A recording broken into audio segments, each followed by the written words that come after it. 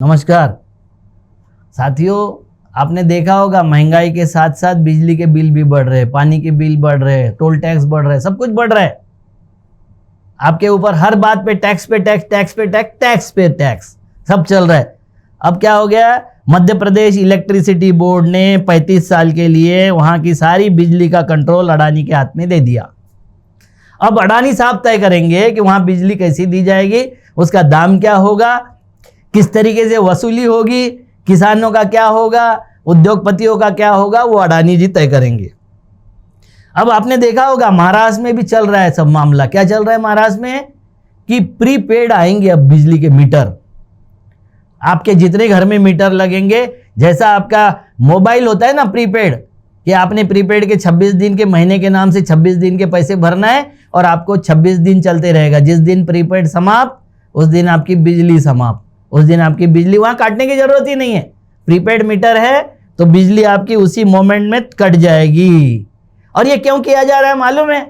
क्योंकि मध्य प्रदेश में अडानी जी को वो जो रिकवरी करने में थोड़ी परेशानी हो रही है, उसको पैसे नहीं मिल रहे, लोगों के वक्त पे पैसे नहीं मिलते हैं। कुछ किसान लोग बोलते हैं कि भाई इस वक्त फसल नहीं हुई तो इस वक्त नहीं दे सकते।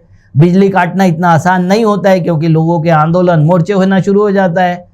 तो इसलिए प्रीपेड किया जा रहा है कि भाई अडानी का एक पैसा भी न डूबे।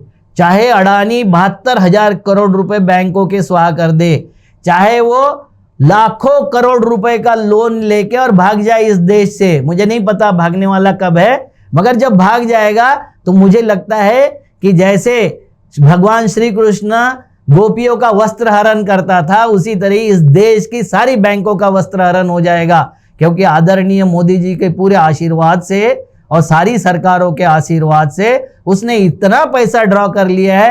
मैं आपको एक जिम्मेवारी के साथ स्टेटमेंट देना चाहता हूं कि हमारे देश का 35 से 40% पैसा अकेले अडानी के ऊपर है।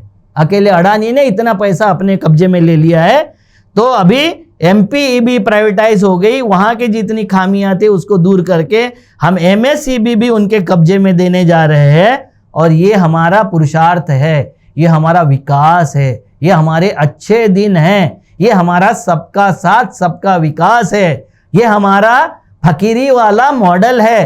कौन फकीर है, कौन फकीर था, कौन फकीर आया, कौन फकीर चले जाएगा, मगर एक बात आपको बताता हूं, आपके सबके हाथ में झोली धमा कर जाएगा और सबको भिखमंगा बना कर जाएगा। क्योंकि इस देश में जैसे श्रीलंका में 26% बेरोजगारी का दर है, हमारे देश में 28% हो रहा।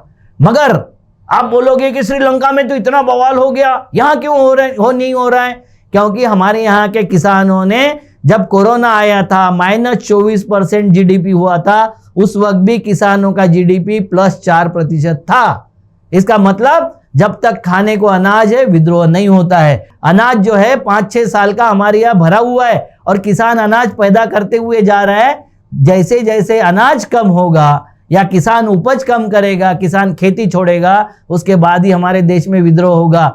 मगर बर्बादी ये अभी शुरू हो गई है गत 8 सालों से। जिस वक्त हमको आजादी मिली थी, आजादी किसको मिली थी आपको पता है?